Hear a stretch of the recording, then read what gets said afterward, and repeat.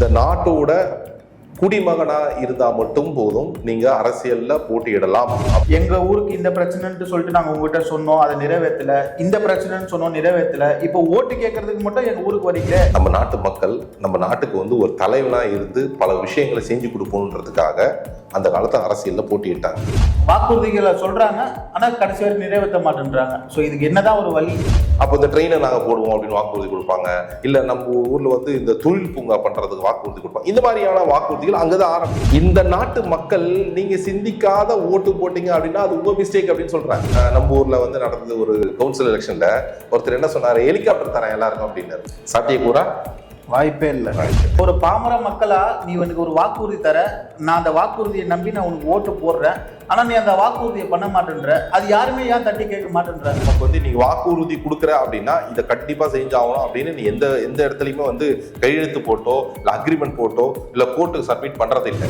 என்ன சொல்றாங்க அப்படின்னா, இங்க இருந்து நம்ம வந்து பீகாருக்கும் யூபிக்கும் வேலைக்கு போறோம்னு சொல்றாங்க. மக்கள் வந்து அவ்வளவு முட்டாளா எலெக்ஷன் நீங்க கண்காணிக்க வேணான்னு சொன்னா அது என்ன அர்த்தம்? அப்ப நீ பாசிசம் அப்படின்றது அப்ரடா தெரியுது இல்லையா? நாளைக்கு ஒரு பிரச்சனை அப்படின்னும் போது நம்ம அவர்கிட்ட போயிட்டு போய் கேட்டு நிக்கிறோம். அந்த பிரச்சனையில வந்து ஏதாவது ஒரு பணம் சம்பாதிக்க முடியுமா, ஏதாவது ஒரு ஆதாயம் தேட முடியுமா அப்படின்னு மட்டுமே ஒரு கோணத்துல பார்த்துட்டு நான் என்ன கேட்டேன், 38,000 நீ என்னமா பண்ணல? நான் ஒண்ணுமே பண்ணல. என்னன்னு கேட்டா, மினிமம் பேலன்ஸ் மெயின்டைன் பண்றது பெனால்ட்டி 38,000 ரூபாய் ஸ்டேட் பேங்க் ஆஃப் இந்தியால அப்படின்னாங்க. அரசாங்கத்தில் இருக்கிறவங்களும் சரி, அரசாங்கத்துக்கு வரணும்னு நினைக்கிறவங்களும் சரி, வாக்குறுதி தரத்துக்கு வந்து யோசிக்கணும். பிரச்சாரம் பண்ணும்போது அவங்க வந்து வாக்குறுதியை வந்து மைக்ல சொல்றாங்கன்னு வச்சுக்கோங்களேன், அதை வந்து ரெக்கார்ட் பண்ணிட்டு கோர்ட்ல வந்து கேஸ் ஃபைல் பண்ணணும். கேஸ் ஃபைல் பண்ணி நீ சொன்னீங்களே ஏன் செய்யல, அடுத்த வாட்டி வாக்குறுதி தரத்துக்கு அவங்க யோசிக்கணும்.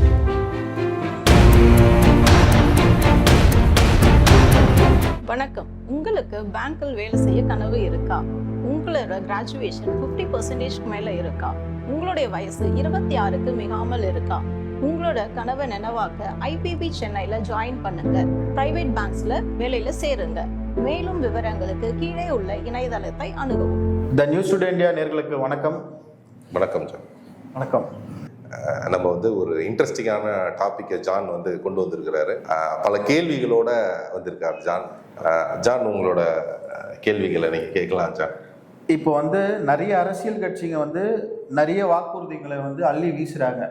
அதுவும் தேர்தல் நேரம் வந்துட்டாலே போதும், இலவசம் ஒரு பக்கம், அந்த வாக்குறுதி ஒரு பக்கம், நான் இது பண்றேன், நான் அது பண்றேன் அப்படின்னு சொல்லிட்டு நிறைய அரசியல் கட்சி அவங்கவுங்களுக்கு என்னென்ன வாயில வருதோ வாக்குறுதிகளை வந்து அள்ளி வீசுறாங்க. ஸோ இது வந்து சில வாக்குறுதிகளை வந்து அரசியல் கட்சி வந்து நிறைவேற்றுறாங்க, சில வாக்குறுதிகளை வந்து நிறைவேற்ற மாட்டேன்றாங்க. ஸோ இது வந்து ஒரு மக்கள் சார்ந்து நம்ம பார்த்தோம் அப்படின்னா, வாக்குறுதிகளை சொல்றாங்க, ஆனால் கடைசி வரை நிறைவேற்ற மாட்டேன்றாங்க. ஸோ இதுக்கு என்னதான் ஒரு வழி? இந்த கேள்வி வந்து நம்ம இந்திய ஜனநாயகத்துல 75 வருஷமா இருக்கிற கேள்வி இது. இதுக்கு பதில் அப்படின்னு பார்த்தீங்கன்னா, இந்த ஜனநாயக நாட்டில் வந்து அவங்கவுங்க இந்த முதல் நம்ம வந்து இந்த பாலிடிக்ஸ்க்கு வந்து நம்ம முன்னாடி போகணும், ரொம்ப காலத்துக்கு முன்னாடி போகணும்.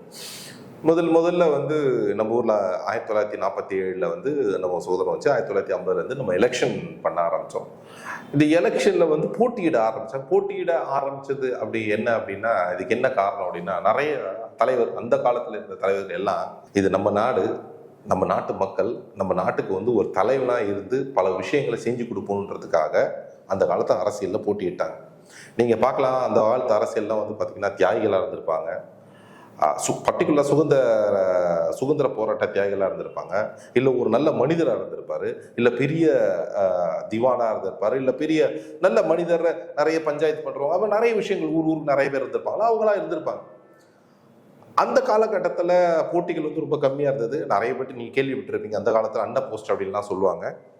அப்படிலாம் இருந்த காலம் போய் அதுக்கப்புறமா இந்த இந்திய ஜனநாயக நாட்டில் நீங்கள் வந்து இந்த நாட்டோட குடிமகனா இருந்தால் மட்டும் போதும் நீங்கள் அரசியலில் போட்டியிடலாம் அப்படின்ற ஒரு சட்டம் இருக்கு. ஸோ அப்போ என்ன ஆச்சுன்னா, நிறைய மக்கள் வந்து போட்டியிட ஆரம்பித்தாங்க. இது ஆரம்ப காலத்திலேயே இது நடந்தது. இந்த லஞ்சம் ஊழல்லாம் இதெல்லாம் வரதுக்கு முன்னாடியே நடந்த சம்பவங்கள் இதெல்லாம். ஏன் அப்படின்னா, கொஞ்சம் கொஞ்சமாக வந்து தன்னோட ஒரு தாலுக்கா இருக்கு, இல்லை ஒரு எம்எல்ஏ தொகுதி இருக்கு அப்படின்னா, அந்த தொகுதியில் பல தரப்பட்ட மக்கள் இருப்பாங்க, பல சாதி இருப்பாங்க, மதம் இருப்பாங்க, ஒரு ஒரு ஒரு ஒரு கூட்டு இருக்கும். இந்த கூட்டுக்கு வந்து அவங்க என்ன நினைப்பாங்க, என்னோட சாதி என்னோட கூட்டுல இருந்து ஒரு ஆள் வந்து தலைவராக இருந்தா நல்லா இருக்கும் அப்படின்னு இவங்க ஒருத்தவங்க அவங்க ஒருத்தர் நினைப்பாங்க. இது என்ன ஆச்சுன்னா, அப்போ அது நினைக்கும் போது அந்த 2 பேருக்கும் போட்டி உருவாச்சு. ஆரம்ப காலத்துல போட்டி இப்படிதான் உருவாச்சு. அந்த போட்டி என்ன ஆச்சு அப்படின்னா, அந்த போட்டிக்கு வாக்குறுதி கொடுக்க ஆரம்பிச்சாங்க. முதல் வாக்குறுதி இல்ல, நான் என்ன நீங்க தெரிஞ்சு, அப்ப எதிரில் இருக்கவங்களும் வாக்கும் வேணும் இல்லைங்களா? இப்ப இங்க ஒரு ஏன்னு ஒரு கம்யூனிட்டி இருக்கு, பின்னு ஒரு கம்யூனிட்டி இருக்கு. அப்ப ஏ கம்யூனிட்டியில இருக்கவங்க வந்து பி கம்யூனிட்டிக்கு வாக்கு போடணும். அந்த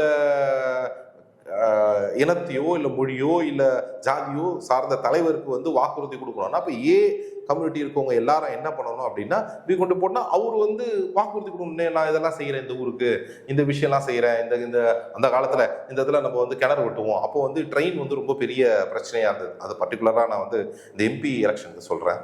அப்போ இந்த ட்ரெயினை நாங்கள் போடுவோம் அப்படின்னு வாக்குறுதி கொடுப்பாங்க. இல்லை நம்ம ஊரில் வந்து இந்த தொழில் பூங்கா பண்ணுறதுக்கு வாக்குறுதி கொடுப்பாங்க. இந்த மாதிரியான வாக்குறுதிகள் அங்கே தான் ஆரம்பிச்சது. பொறுமையாக கொஞ்சம் கொஞ்சமாக வாக்குறுதி ஆரம்பிச்சு, அதுக்கப்புறம் வந்து அரசியல் கொஞ்சம், அதாவது ஊழல் பண்ணாத அரசியல்வாதியே இல்லை அப்படின்ற அளவுக்கு நம்ம நாடு போச்சு. அப்போ போகும்போது என்ன ஆச்சு அப்படின்னா, எப்படின்னா அது ஜெயிக்கணும், எப்படின்னா ஊழல் பண்ணணுன்ற ஒரு மைண்ட் செட் வந்தது. அப்போ அள்ளி விட ஆரம்பிச்சாங்க வாக்குறுதிகளை. வாக்குறுதி வந்து கொஞ்சம் வாக்குறுதி இல்லை. நான் ஒரு கட்சியை சொல்ல விரும்பல, ஆனா சொல்றேன் நடந்தது. அந்த கட்சி தலைவர் என்ன பண்ணாரு, நான் வந்து நீங்க வந்து எனக்கு ஓட்டு போட்டீங்க அப்படின்னா நாங்க எல்லாருக்கும் 500 ரூபாய் கொடுக்குறேன் அப்படின்னாரு. 500 ரூபாய் கொடுத்தாரு. ஆனா என்ன அப்படின்னா, அந்த 500 ரூபாய் எல்லாமே செல்லாத காசு. அதாவது கள்ள நோட்டு கிடையாது, கள்ள நோட்டுன்னு தான் சொல்ல முடியும். அது பிரிண்டட் அச்சடிக்கப்பட்ட நோட்டு கொடுத்தாரு. அவர்கிட்ட ஒரு பத்திரிகையாளர் கேட்டாரு, இந்த மாதிரி அச்சடிச்ச நோட்டு கொடுக்குறீங்களே, அடுத்த எலெக்ஷன் நீங்க என்ன பண்ணுவீங்கன்னா, அந்த எலெக்ஷன் இன்னொரு போய் சொல்லுவேன் அப்படின்னாரு. இந்த அளவுக்கு நம்ம நாடு இருக்கு. இந்த அளவுக்கான வாக்குறுதிகள் மக்கள் வந்து நம்பி ஓட்டு போட்டவங்க இருக்காங்க. அப்போ அவர் என்ன சொல்ல வர்றார் அப்படின்னா, இந்த நாட்டு மக்கள் நீங்க சிந்திக்காத ஓட்டு போட்டீங்க அப்படின்னா அது உங்க மிஸ்டேக் அப்படின்னு சொல்றாங்க. இப்போ வாக்குறுதி வந்து இப்போ போன நம்ம ஊர்ல வந்து நடந்தது ஒரு கவுன்சில் எலெக்ஷன்ல ஒருத்தர் என்ன சொன்னாரு, ஹெலிகாப்டர் தரேன் எல்லாருக்கும் அப்படின்னாரு. சாத்தியக்கூறா? வாய்ப்பே இல்லை. அதே மாதிரி மக்கள் வந்து எந்த விஷயங்கள் சாத்தியம், எந்த விஷயங்கள் சாத்தியம் இல்லை அப்படின்றத யோசனை பண்ணணும். ஓப்பனா சொல்லலாம், 5 லட்சம் ரூபா போடுறாங்க, போட முடியுமா முடியாதான்னு முதல் மக்கள் யோசனை பண்ணணும்.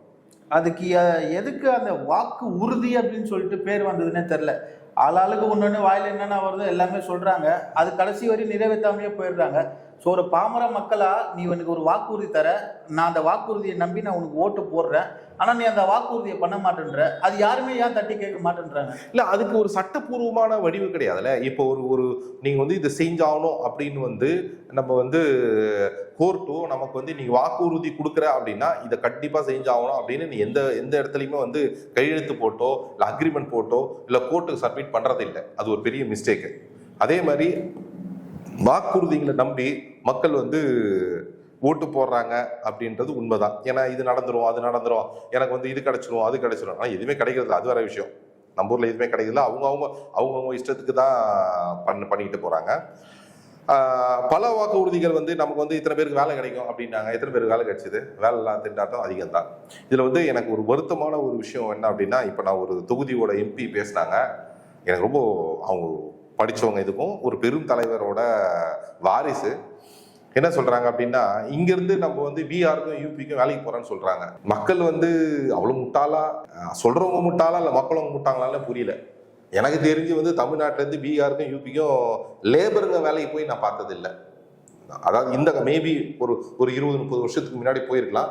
இப்ப போனாங்களா இல்லையான்னு தெரியல. சரி, அட்லீஸ்ட் இந்த தேர்தல் ஆணையமாச்சு வந்து இதை வந்து ஒரு ஆர்கனைஸ்டு ஸ்ட்ரக்சரா எடுத்துன்னு. இப்போ மக்கள் கிட்ட போயிட்டு ஒரு கேண்டிடேட் போயிட்டு, சார் நான் உங்களுக்கு இது பண்றேன், நீ எங்களுக்கு ஓட்டு போட்டீங்கன்னா நான் அது பண்றேன் அப்படின்னு சொல்லிட்டு போயிட்டு சொல்றாங்க.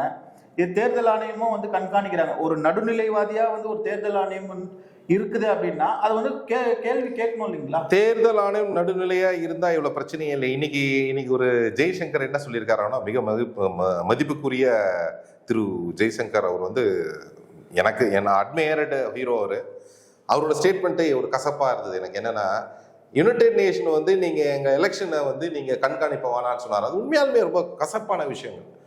அப்போ என்ன நடக்குது? அப்ப நான் சொல்றது வந்து நேரடியான பதில் இல்லைனாலும் அந்த பதில் நீங்க புரிஞ்சுக்கணும். அதாவது அப்போ யாரோ ஒரு ஆள் வந்து அதை கண்ட்ரோல் பண்ணும் போது நீங்க எப்படி கண்ட்ரோல் ஆகும்னு நினைக்கிறீங்க?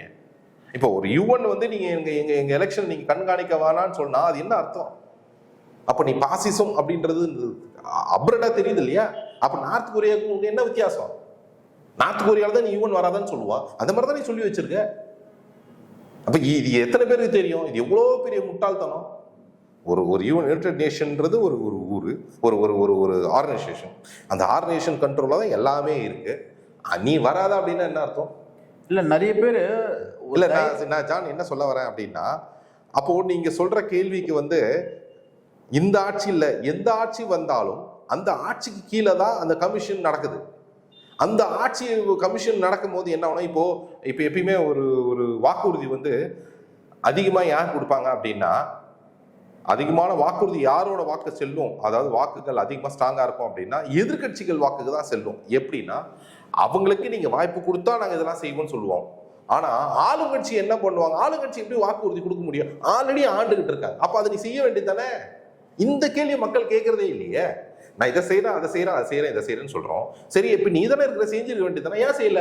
இல்ல அப்ப ஆட்சிக்கு வர்றதுக்கு முன்னாடியும் அந்த கட்சியும் ஒரு வாக்குறுதி கொடுத்திருப்பாங்கல்ல. அந்த வாக்குறுதி கொடுத்தாங்க, வாஸ்தவம். அந்த வாக்குறுதி திரும்பவும் சொல்ல வரும். அந்த வாக்கு எந்த நம்ம நீங்க சொன்ன மாதிரி எலெக்ஷன் கமிஷனோ இல்ல நம்ம சுப்ரீம் கோர்ட்டோ இதுக்குள்ள வந்து இந்த வாக்குறுதியை நீங்க கண்டிப்பா நிறைவேற்றணும் அப்படின்னு ஒரு அக்ரிமெண்ட்டோ ஒரு ஒரு டீட்டெயில்ல ஒரு கன்ஃபர்மேஷன் டாக்குமெண்ட்டோ கொடுக்கறதே இல்லையே. கொடுக்க வைக்கணும். அதுதான் கொடுத்தாதான் இது பெட்டரா இருக்கும். நிறைய கேண்டிடேட்ஸ் வந்து பாத்தீங்கன்னா இப்போ வந்து நிறைய தொகுதிக்கு பிரச்சாரத்துக்கு போறாங்க. ஸோ இப்போதான் வந்து மக்கள் வந்து எங்க ஊருக்கு இந்த பிரச்சனைன்னு சொல்லிட்டு நாங்க உங்ககிட்ட சொன்னோம், அதை நிறைவேற்றல, இந்த பிரச்சனைன்னு சொன்னோம், நிறைவேற்றல. இப்போ ஓட்டு கேட்கறதுக்கு மட்டும் எங்க ஊருக்கு வரீங்களே, இதே 5 வருஷத்துக்கு முன்னாடி நான் உங்களை பார்த்தேன், திருப்பி அகைன் 5 வருஷத்துக்கு கழிச்சுதான் நீங்க உள்ள வருவீங்களா அப்படின்னு சொல்லிட்டு மக்கள் இப்பதான் வந்து வாயை திறந்து கேள்வி கேட்கவே ஆரம்பிச்சிருக்காங்க. இல்ல இந்த கேள்விகளே இந்த இந்த இந்த 5 வருஷம் வந்து என்ன பண்ணாங்க மக்கள் வந்து ஆல்ரெடி இந்த வாக்குறுதி கொடுத்தாங்க. இந்த வாக்குறுதியை நீங்க ஏன் செயல்படுத்தல அப்படின்னு யாருமே கேட்கலையே. இது கேட்டாலும் கூட மக்களுக்கு வந்து அது நடக்குமான்னு தெரியாது. ஏன்னா நீங்க ஒரு ஒரு வாக்கு கேட்க வரும்போது தான் அவர் உங்க வீட்டுக்கு வருவார். நீங்க அவரை போய் பார்க்கணும் அப்படின்னா அடுத்த 5 வருஷம் முடிஞ்சிடும். அவர் அப்பாயின்மெண்ட் கொடுக்கறதுக்கு 5 வருஷம் தாலியே தான் நீங்க வந்து அப்பாயின்மெண்ட் கிடைக்கும். அப்போ அவர் அங்க இருக்க மாட்டார். இல்ல இந்த விஷயம் பர்சனலாவே என்னோட வாழ்க்கையிலேயே நடந்திருக்குது. ஒருத்தரை நம்பி நம்ம வந்து ஓட்டு போடுறோம், அவரை ஜெயிக்க வைக்கிறோம். நாளைக்கு ஒரு பிரச்சனை அப்படின்னும் போது நம்ம அவர்கிட்ட போயிட்டு கேள்வி போயிட்டு கேட்டு நிற்கும் போது அவருக்கு வந்து அந்த பிரச்சனையில வந்து ஏதாவது ஒரு பணம் சம்பாதிக்க முடியுமா, அந்த பிரச்சனையை வச்சு அவர் ஏதாவது சம்பாதிக்க முடியுமா, அதுல வந்து ஏதாவது ஒரு ஆதாயம் தேட முடியுமா அப்படின்னு மட்டுமே ஒரு கோணத்துல பார்த்துட்டு அவர் அந்த பிரச்சனையை அப்படியே விட்டுறாரு. அடுத்த மூவே எதுவுமே எடுக்க மாட்டேன்றாரு. இதுதான் நான் வந்து ஒரு ஒரு கொஞ்ச நேரத்துக்கு முன்னாடி அந்த ஒரு வரலாறு சொன்னேன். எப்படிலாம் வந்து இது நகர்ந்தது, எப்படிலாம் வந்து வாக்குறுதிகள் ஒன்று வந்தது அப்படின்னா. வாக்குறுதி அப்படின்றது வந்து பொய் அப்படின்ற மாதிரியான நிலைமைக்கு நீங்க வந்துட்டோம். கடந்த ஒரு 15 வருஷத்துல 10 வருஷத்துல வச்சுக்கோங்க, 10-15 வருஷத்துல எந்த வாக்குறுதினா செயல்பட்டு இருக்கு அப்படின்னு நீங்க பாத்தீங்கன்னா எனக்கு தெரிஞ்சு இல்லை. ஒரு ஒரு சம்பவம் சொல்றேன் உங்களுக்கு. எனக்கு வந்து ஒரு 2 நாளைக்கு முன்னாடி ஒரு அம்மா கால் பண்றாங்க. இதுல என்ன, அந்த அம்மா எனக்கு ஃபோன் பண்றாங்க. அந்த பொண்ணு வந்து என்ன, எனக்கு எதுனா வேலை கிடைக்குமா அப்படின்னு கேட்குறாங்க. சின்ன வயசு, ஒரு ஒரு 22-25 வயசுக்கு இருக்காது. சின்ன குழந்தை இருக்கு. அவங்க ஹஸ்பண்ட் வந்து விட்டுட்டு போயிட்டார். எங்க போனாலும் தெரியல. வேலை கிடைக்குமான்னு கேட்குறோம். சரி, அவங்களுக்கு உண்டான உதவிகள் நம்ம எப்பயும் செய்யறதை செஞ்சு முடிச்சிட்டோம். அவங்க வந்து எனக்கு வந்து 38,000 ரூபாய் காசு வேணும் அப்படின்ட்டாங்க. நான் என்ன, உனக்கு 38,000 ரூபாய்க்கு என்னமா செலவு இருக்குது, உனக்கு என்ன பிரச்சனை? 38,000 ரூபாய் இல்லை எனக்கு பேங்க்குகளுக்கு 38,000 ரூபாய் பணம் கட்டணும், பேங்க்காரங்க என்னை கேட்டுகிட்டே இருக்காங்க, 38,000 கட்டணும் அப்படின்னு சொல்கிறாங்க. நான் என்ன கேட்டேன், 38,000 நீ என்னமா பண்ணலை? நான் ஒன்றுமே பண்ணலை. என்னன்னு கேட்டால், மினிமம் பேலன்ஸ் மெயின்டைன் பண்ணுறது பெனால்ட்டி 38,000 ரூபாய் ஸ்டேட் பேங்க் ஆஃப் இந்தியாவில் அப்படின்னாங்க. இந்த நாடு இதுக்கு மேலேயும் பைத்தியக்காரங்களை நம்பி ஓட்டு போட்டா நம்ம என்ன சொல்ல முடியும்? இதுக்கு மேல பைத்தியக்காரங்களை இருக்க முடியுமா? நான் எந்த கட்சியும் எதையும் நான் சொல்லலை, நிதர்சனத்தை உண்மையை மட்டுமே சொல்றேன். தயவு செஞ்சு மக்களே புரிஞ்சுங்க, அவ்வளவுதான் சொல்ல முடியும். கடைசியா நான் ஒன்னே ஒன்று மட்டும் சொல்லி முடிச்சுக்கிறேன். என்னன்னா, இதுக்கப்புறமாவும் அரசாங்கத்தில் இருக்கிறவங்களும் சரி, அரசாங்கத்துக்கு வரணும்னு நினைக்கிறவங்களும் சரி, வாக்குறுதி தரத்துக்கு வந்து யோசிக்கணும். யோசிச்சு இதை வந்து நம்ம வந்து இந்த வாக்குறுதி சொன்னா நிறைவேற்ற முடியுமா முடியாதா அப்படின்ற ஒரு விஷயத்த அவங்க யோசிக்கணும்.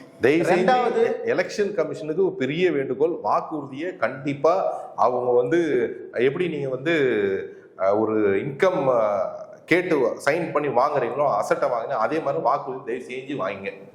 அவங்க நிறைவேற்றுறாங்கன்னு பாருங்க. இது வந்து இந்த நியூஸ் டுடே இந்தியா சேனல் வழியா எங்களுக்கு பெரிய வேண்டுகோள். அதே மாதிரி வந்து மக்களும் வந்து ஸ்ட்ராங்காக வந்து இதை வந்து லீகலாக வந்து ஃபார் எக்ஸாம்பிள் அவங்க கேண்டிடேட்ஸ் வந்து பிரச்சாரம் பண்ணும்போது அவங்க வந்து வாக்குறுதியை வந்து மைக்கில் சொல்கிறாங்கன்னு வச்சுக்கோங்களேன், அதை வந்து ரெக்கார்ட் பண்ணிட்டு கோர்ட்டில் வந்து கேஸ் ஃபைல் பண்ணணும். கேஸ் ஃபைல் பண்ணி நீ சொன்னீங்களே ஏன் செய்யலை, அடுத்த வாட்டி வாக்குறுதி தரத்துக்கு அவன் யோசிக்கணும், அவன் பயப்படணும். இதை வந்து மக்களும் வந்து ஸ்ட்ராங்காக முன்னெடுத்து பண்ணணும்னு சொல்லிட்டு நாங்கள் இதை வந்து நம்ம வந்து பாராளுமன்றம் தான் இதுக்கு ஒரு சட்ட நிறைவேற்றணும். நன்றி, வணக்கம். இது நியூஸ் டுடே.